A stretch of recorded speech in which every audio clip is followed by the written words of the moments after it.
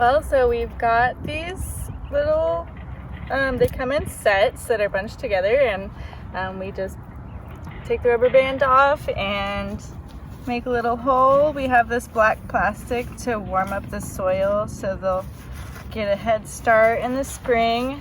And you make a hole about the tip of your finger, poke it in, and just fill around the onion so that it sits so the roots are covered and the bulb is just above the soil surface.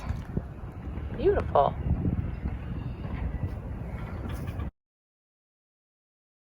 You can just plant them in the garden and they'll even get a little bulb on them. If you leave them in there, you can just take the top shoots off and use them like green onions. And then at the end of the season, use the bulb like a regular onion. Huh.